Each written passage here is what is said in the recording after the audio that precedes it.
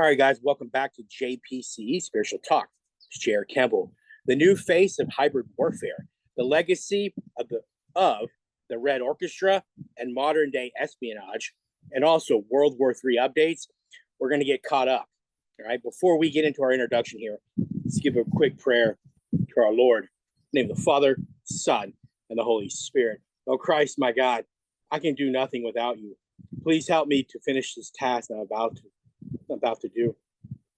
Keep me objectively true. Keep me honest. And keep me always as the apple of your eye. In the name of the Father, Son, and the Holy Spirit. Amen. All right, so here we go. So welcome back to JPCE Spiritual Talk. I hope you all had a relaxing 4th of July weekend. Today, we're going to delve into the complex world of hybrid warfare, examining its historical roots and modern-day manifestations. From the Red Orchestra of World War II to the contemporary espionage tactics employed by state actors like Russia and China, the landscape of international conflict is evolving rapidly. Recent global events underscore the escalating threat of hybrid warfare, where state actors blend conventional and unconventional tactics to achieve strategic goals. We will explore the historical context of the Soviet Red Orchestra and its parallels with today's espionage activities, from Russian sabotage in Europe and the US to Chinese espionage operations on American soil. The implications for global security are profound. All right, so let's get into this. So I'm going to start out by going over some things that happened during the 4th of July.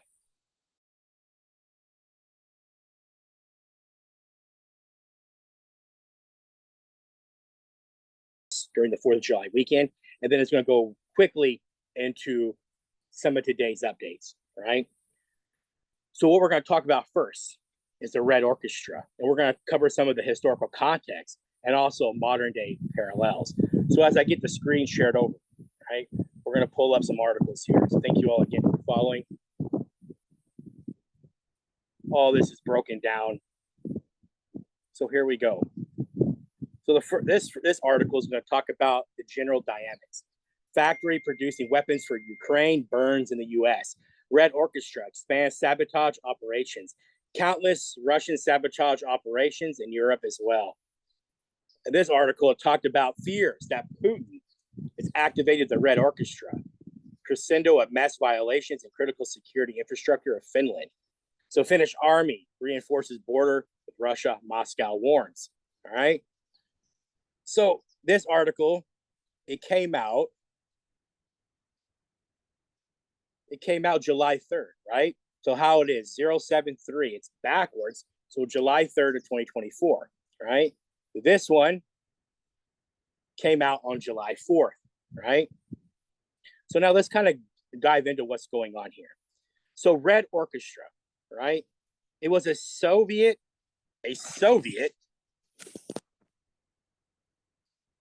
So Red Orchestra is a Soviet espionage network during World War II. It infiltrated Nazi Germany, disrupting operations and gathering crucial intelligence. This historical precedent sheds light on contemporary espionage by Russia and China, illustrating how hybrid warfare integrates traditional and cyber tactics to destabilize its enemies. Right? The historical legacy of Red Orchestra offers a sobering perspective on the enduring strategies of espionage and sabotage. Today, state actors like Russia and China leverage technological advances to wage hybrid warfare, targeting critical infrastructure and influencing geopolitical outcomes. Understanding these tactics is essential as nations strengthen defenses against evolving threats in the interconnected world. So Russia hybrid warfare, strategic sabotage, right? So this I covered back in June 21st, right? So it's talking about taking the US from the inside. Chinese intelligence, a breath away from 19 US bases. Beijing surveillance network, right? So I talked about this back in June, right? This one I covered in June 30th, right? This one was talking about major development. Russia mines Western undersea communications in the North Sea. First target to be hit. NATO is strengthening all of its submarine defenses, right? Let's kind of go through this. So recent incidents, such as the explosion at the General Dynamics plant in Arkansas. So let's look at that. So here's a video of it. So an explosion at the General Dynamics plant in Arkansas, a manufacturer of military and aerospace equipment. This facility deals with explosives and stores various types of ammunition, including Hellfire and Javelin missiles. 2 people were injured. 1 person is missing. Right, so here's the explosion.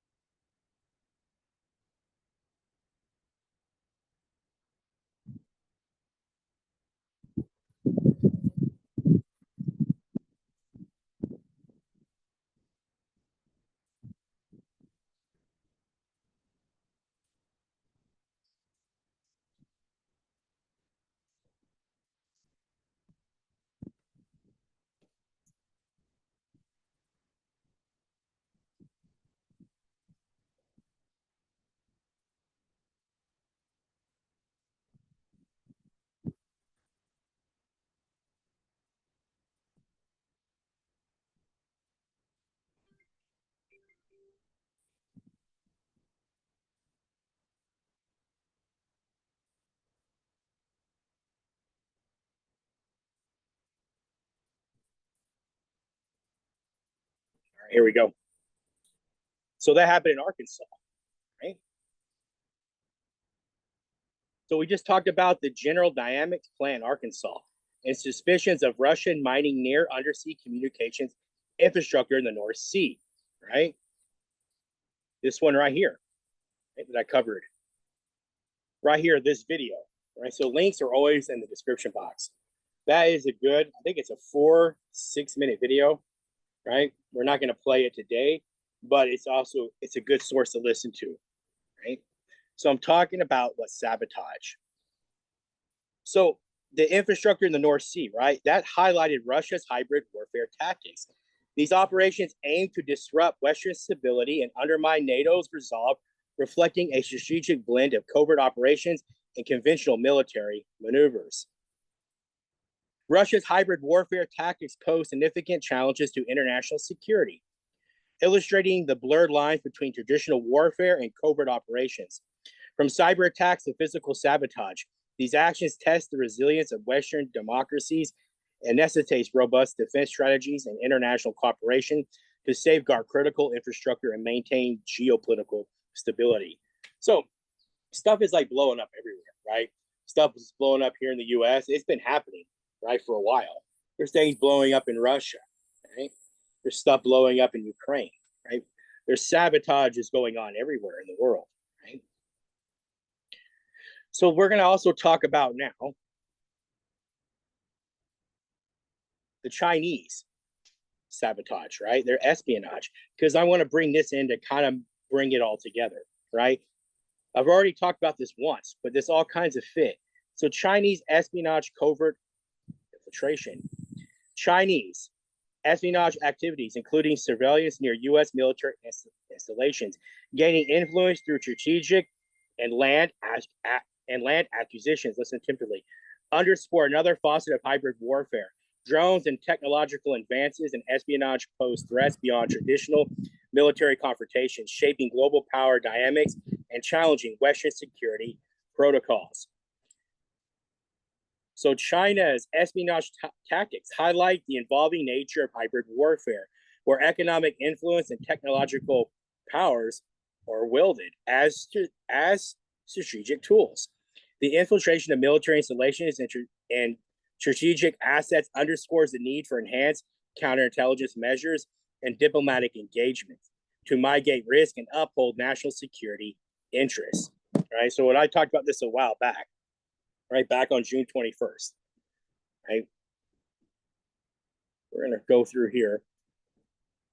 Let's look at this map. So this is Chinese-owned farmland in America, right? So if you don't believe that Russia and China are working together, I would say you're definitely living under a rock. So take a look at that map, right? That's all Chinese-owned farmland in America. There's a good possibility that they're going to work together, right? Let's look at that map for a minute, right? And let that sink in, right? Let it sink in. You think your politicians in Washington really have your best interests at heart? I don't know. I'm not going to watch that video. I watched that video the last time I covered this. I thought there was another video in here. Let me zoom out. I don't think that there was. I thought there was one where it showed the Chinese coming through the border. It might have been in this video after all, right?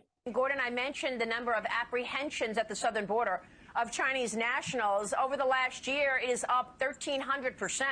Do you think these people are running from the Communist Party, or are they being directed to come and stay in America? So I'm pausing it. It's an older video. Keep in mind, look at the date, July 9th of 2023, right? So this has been going on for a while, right? So always watch out your dates. So this is an older video. Until further word. Both. First of all, we're seeing desperate middle-class Chinese. These are generally not poor people because they can afford to pay $35,000 a head to the Mexican cartels to bring them in. But among them are packs of males of between 5 and 15 who are of military age, not coming with family groups, pretending not to speak English, and engaging in Chinese military rituals like drinking blood. A border section patrol chief said that some of them are known to have Chinese military affiliations. So clearly these are saboteurs coming into America to wage war on the United States on the first day that there is war in Asia. That is just drinking blood? Is that what you just said? Yes. One of the Chinese military rituals is to slaughter an animal, in this case, chickens. Michael Yan, a war correspondent, has seen this. And they drink the blood. And this was done in a hotel in Panama after they crossed the Darien Gap from Colombia. So we know that these are Chinese military coming into our country.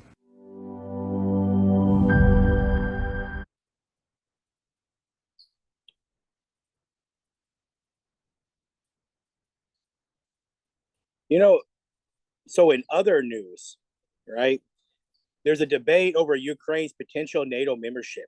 It's intensifying as the alliance prepares for its summit in Washington. Experts caution that NATO's commitment to Ukraine could provoke Russia, potentially fracturing the alliance and escalating tensions. Marine Le Pen's statement that her party would end French aid to Ukraine if elected echoes historical concerns about NATO unity and French withdrawal under the De Gaulle. Meanwhile, NATO Secretary General Jens Stoltenberg has emphasized continued support for Ukraine without explicitly endorsing its membership. Well, we know what happened with the elections in France anyway. The Conservative Party lost. The discussion around Ukraine's NATO membership highlights the delicate balance between strategic deterrence and the risk of escalation. While supporting Ukraine aligns with NATO's democratic values, it also raises significant geopolitical risks. The rise of nationalist sentiments in Europe, exemplified by Le Pen's stance, underscores internal challenges within NATO. As the alliance navigates these complexities, maintaining cohesion and strategic clarity would be crucial in addressing Russian assertiveness while avoiding unintended consequences. So there's also an escalation happening in Gaza. So this is in other news, right? So escalation in Gaza. Hamas brigades ambush Israeli soldiers. Hi, how you doing? Violence between Hamas and Israel escalate as the brigades target Israeli forces in Gaza. The attacks include ambushes on troops, missile strikes on Apache helicopters, successful hits on Merkava tanks with advanced weaponry. The conflict has resulted in casualties on both sides, complicating efforts for peace talks. Despite ongoing hostilities, There are tentative negotiations for releasing hostages, reflecting a fragile diplomatic opportunity amid regional instability. The intensifying conflict in Gaza underscores the persistent challenges in the Israeli-Palestinian relationship. Hamas military capabilities and strategic maneuvers pose significant challenges to Israeli security, highlighting an asymmetrical nature of the conflict. While promising the potential for peace talks remain tenuous amid political divisions within Israel and border regional dynamics. Achieving sustainable peace requires addressing root causes and fostering trust-building measures. In other news, Putin's influence on Orban's Hungary impact on European stability. So Putin and Viktor Orban meet, right? Orban also met with Zelensky. So I find this kind of interesting, right? So Putin and Orban meet under the guise of Ukraine, but with a real stake, right? So, like I said, Orban also met with Zelensky. So Viktor Orban and all of Hungary have emerged as pivotal players in Europe's political landscape. Aligned closely with Russia under Putin's influence, Orban's government faces criticism for eroding democratic institutions and aligning with Moscow on various policy fronts, including energy and defense. The Orban-Putin alliance complicates the unity of the EU, particularly regarding sanctions against Russia and Hungary's strategic autonomy with NATO. The relationship between Putin and Orban underscore broader European unity and stability challenges. Hungary's drift towards an alignment with Russia challenges the EU cohesion, particularly regarding sanctions and collective security measures. Putin's influence in Central and Eastern Europe raises concerns about Russia's geopolitical ambitions and the impact on regional stability. The situation calls for an approach on EU leaders to balance democratic values with strategic imperatives and countering Russian influence. We're going to listen to Putin real quick, and then we're going to get into some other news. Here we go. Единственным гарантом, тоже я где-то уже говорил об этом, у меня это проскакивало, единственным гарантом суверенитета и территориальной целостности Украины была Россия. Россия, когда создавала Советский Союз, передала просто так, вместе с населением, огромные исторические территории российские, огромный потенциал и вкладывала колоссальные ресурсы во всю эту территорию. И западные земли Украины, ну мы же знаем все, как Украина получила это.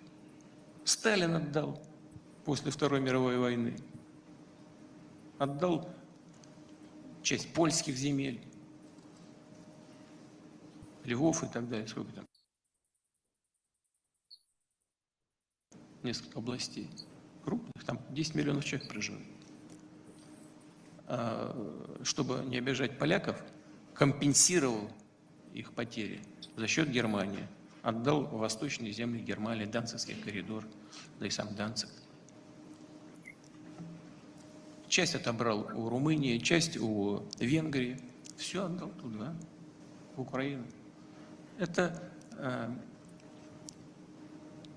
и люди, которые там живут, многие, во всяком случае, я знаю это наверняка, 100%, они хотят вернуться на свою историческую родину. А те страны, которые потеряли эти территории, и прежде всего Польша, спят и видят вернуть. В этом смысле только Россия могла быть гарантом территориальной целостности Украины. Не хотят? Не надо. История все расставит на свои места. Мы мешать не будем, но свою не отдадим. Вот что все должны понять. И в Украине те, кто агрессивно настроен в отношении России, и в Европе, и в Соединенных Штатах. Хотят договариваться, пусть договариваются. Но только исходя, мы будем делать, исходя это из наших интересов. So based on their interests, right? So I always show all sides. I try to stay objective. So really listen and observe what's going on. So in other news, right? So let's get back to a full me here now, right? Let's talk about what's in other news, right? All right, so here we go. So in other news, NATO plans to bolster, right? So NATO plans to bolster its defense against potential Russian attack by adding 35 to 50 new brigades and 150,000 to 350,000 troops. These plans are part of NATO's significant defense strategy updates following the invasion of Ukraine, which happened in 2022. The sources who wish to remain anonymous mentioned that creating these additional brigades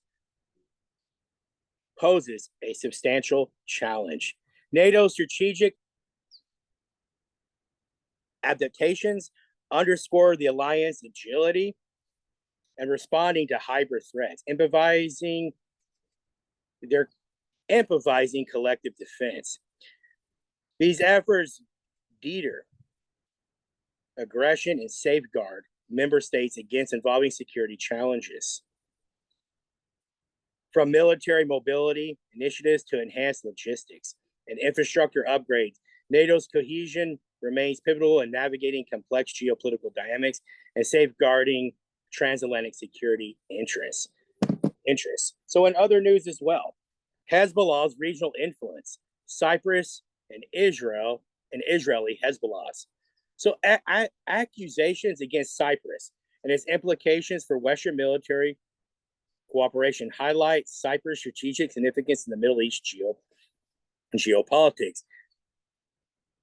So, in an article in a French newspaper, it discussed the recent accusations by Hezbollah leader implicating Cyprus in the conflict between Israel and Hezbollah.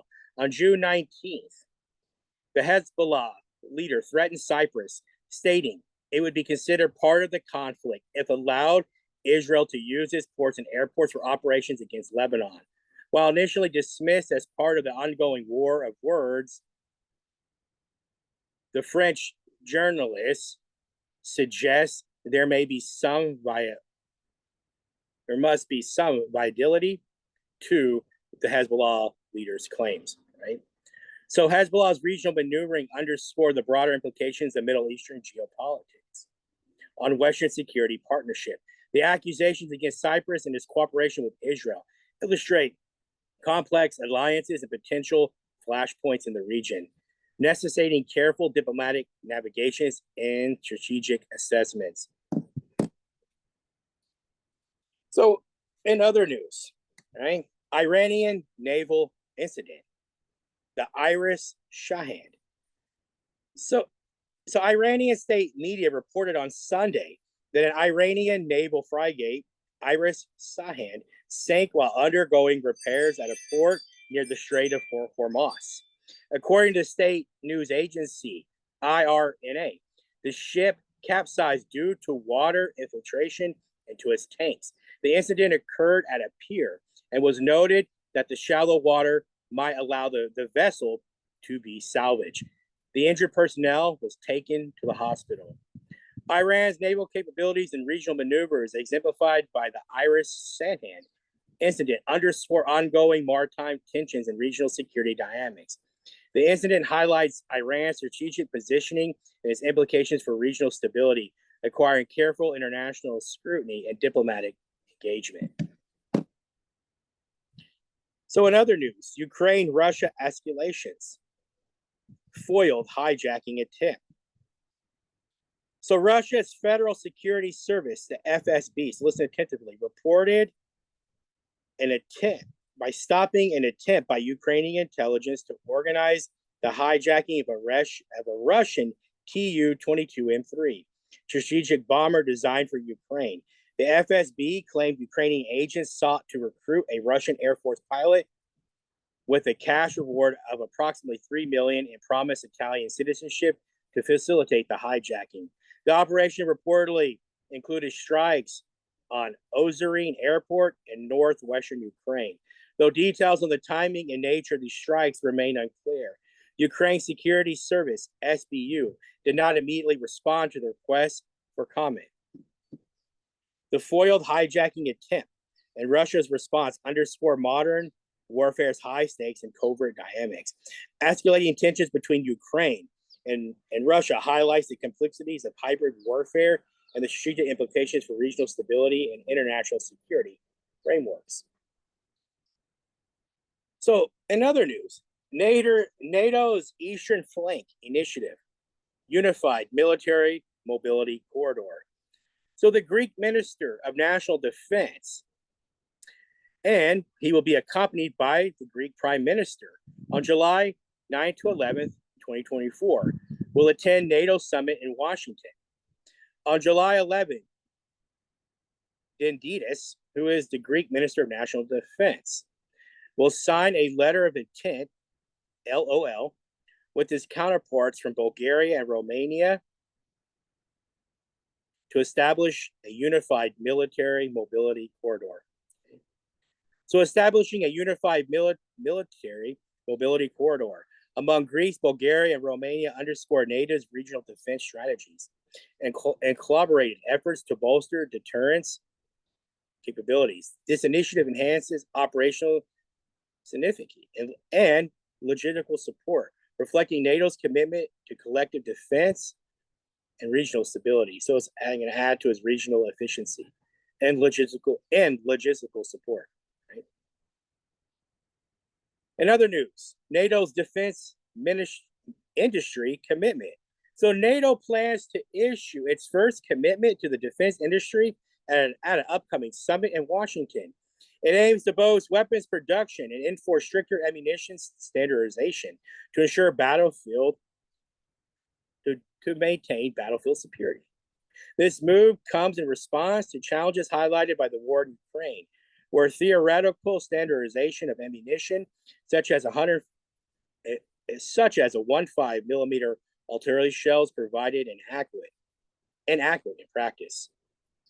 So NATO's initiative to standardize ammunition production underscores the alliance's proactive approach to adapting to modern warfare challenges, from strategic standardization to increased weapon production.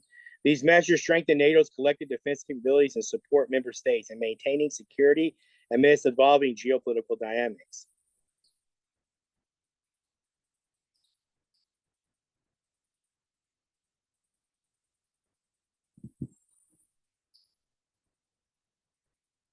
Let's see here. Let's see what else we got in here. Bear with me. So Ukraine's vice admiral, right, stated that Russia and Navy's Black Sea Fleet has had to redeploy nearly all its warships from Crimea to other locations due to effective Ukrainian attacks, rendering the central naval hub in Crimea largely ineffective. Ukrainian missiles and naval drones have caused significant damage to bases in Crimea, a crucial logistics hub for Russia. Despite facing pressure on the Eastern Front, Ukraine has successfully targeted Russian ships and naval facilities in Crimea using uncrewed surface vessels packed with explosives and missiles like Storm Shadow and ATA-CMS. Consequently, Russia has relocated its main combat ships. However, the base lacks the extensive facilities in Crimea, creating logistical challenges for Russia. It's also reported that Ukraine has destroyed 27 Russian Navy ships and 5 more damaged by sea mines.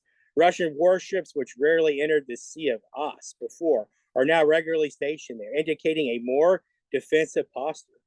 Tracking data shows that as of June 27, 10 Russian warships were in the Sea of Ost, compared to none in 2023. The Black Sea Fleet is now primarily used for logistical support, coastal territorial control, and launching caliber cruise missiles into Ukraine. Ukraine's successful operations in the Black Sea have allowed it to establish a shipping lane independent of Russia, mainly after Moscow withdrew from the UN food export agreement. It's also emphasized an anticipated delivery of U.S.-made F-16 fighter jets to Ukraine would challenge Russia's air superiority over the Black Sea, according to Zelensky. Zelensky argued that F-16s with proper armament would make the northwestern part of the Black Sea, including the corridor for civilian ships, almost entirely safe. He also expressed a desire to expand Ukraine's shipping corridor to include parts that are in Kherson, though this currently needs to be made feasible. Civilian vessels are accompanied by patrol boats in some areas to protect against mines. Ukraine has received a third Patriot air defense system from Germany after months of requests to protect its citizens and infrastructure from Russian airstrikes. The Ukrainian Defense Ministry announced the delivery on social media, expressing gratitude to Germany for its steadfast support. German ambassador to Ukraine, Martin Jagger, confirmed that the system would enhance the protection of civilians and infrastructure and noted that Ukrainian crews had completed their training in Germany. Delivery comes amid increased Russian airstrikes on Ukraine's power grid, leading to widespread blackouts. Ukrainian President Zelensky has emphasized the need for at least 7 additional Patriot systems for an adequate defense. Ukraine is hopeful for further progress on air defense measures at an upcoming NATO summit in Washington. Right, we've been talking about that, where a senior U.S. department official indicated that Kiev might receive good news. In addition to Germany's contribution, Romania has pledged to send a Patriot missile system, and Italy has committed to providing a system also. The UK's new Defense Secretary, John Healey, has pledged to supply Ukraine with more artillery systems, ammunition, and missiles.